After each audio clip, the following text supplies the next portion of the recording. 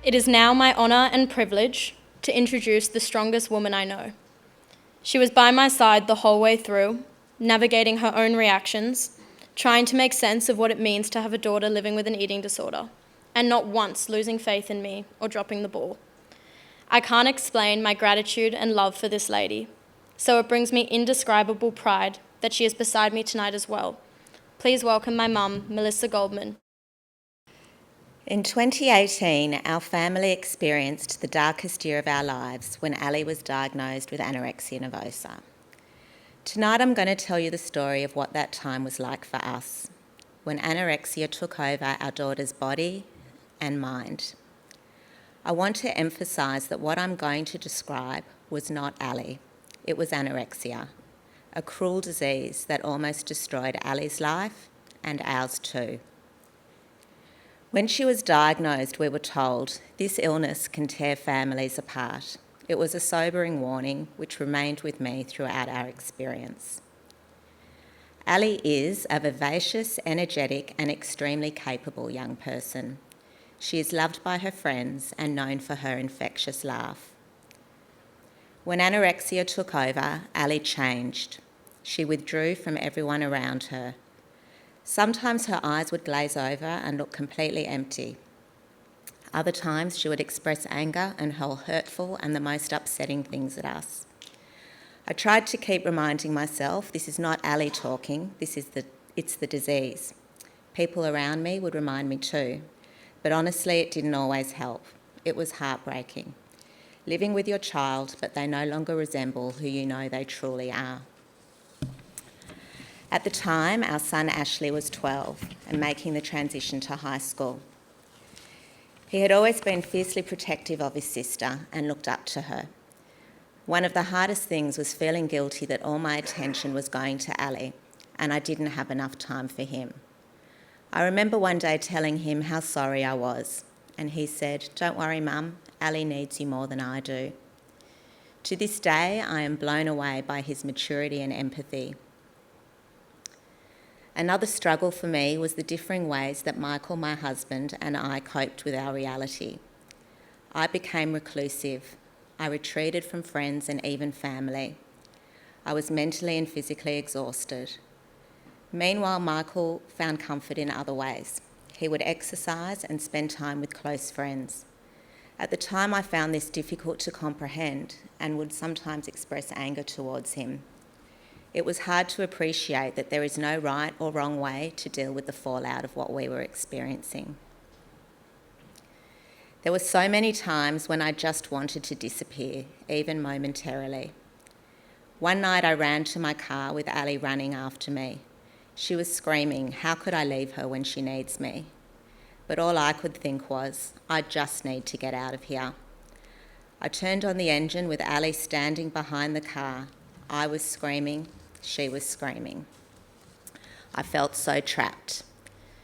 Thinking about it now, I can only imagine how frightened Ali must have felt as I drove off. I felt defeated and helpless for not being able to take Ali's pain away. I felt like I was failing as a parent. My mind was consumed with questions like, how will this end? Will this ever end? Will we ever go back to how things were? And we made it through. Everyone in our family had a role to play in Ali's recovery. It wasn't something we decided consciously, but looking back, that's just how it happened. I was Ali's main source of emotional support, and with emotions at times comes irrationality. Sometimes I made the wrong call. For example, after continuously begging me and promising me she had this under control, I agreed to discharge Ali from her first hospital stay against medical advice. I was so torn. Doctors were telling me it was too soon. Michael was telling me to trust the doctors. But here was my daughter, broken and scared, pleading with me to take her home. So I did. 9 days later, she was back in hospital. Michael, thank goodness, was the rational one. He took on the responsibility of keeping everyone grounded. He would often say, "We are not going to let this break us."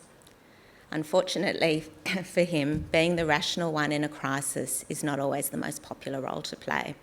But he made sure we listened to the professional advice and would hold Ali while she pushed and punched him with what he described as the force of a grown man. As for Ashley, he wholeheartedly took on the role of the most amazing and supportive brother. He would visit her with sunshine. He could make her laugh and played games with her every single day. I can honestly say that despite anorexia being the most cruel and horrible illness, our experience has made our family much stronger and closer. Our children have an incredible bond, and there is nothing that is off the table for discussion. One question that I was asked by people on more than one occasion was, how did I not notice what was happening with Ali before it was too late? If there is one thing you walk away with tonight, I would really like you to understand that only someone who has never been through this can ask that question. You don't see this coming. There is so much guilt as a parent that comes with this illness, including, how did we miss the warning signs? We must be bad parents. Feeling like you are betraying your child when you make decisions that go against their wishes. The times we had to lie to her to get her back into hospital, and the guilt over not being able to give other family members the attention they deserve. But anorexia is no one's fault. It is not our fault. It's not Ali's fault. No one chooses this. It is not a choice. It's an illness which takes over the mind and body. It's not Ali.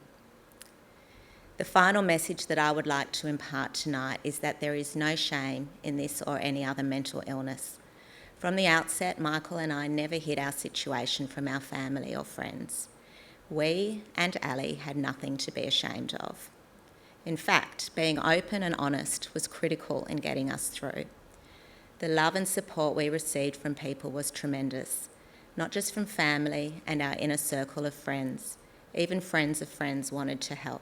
They dropped off meals and checked in on us, and that is the beauty of our Jewish community. And today, Ali is now living her best life. We are so immensely proud of all she has overcome and the special person that she is. We look forward to every time she visits, hearing that contagious laugh of hers. I really hope that by sharing our story with you tonight, we leave you with a sense of hope too. Yes, anorexia can be a long and hard battle, but it can be beaten. Thank you.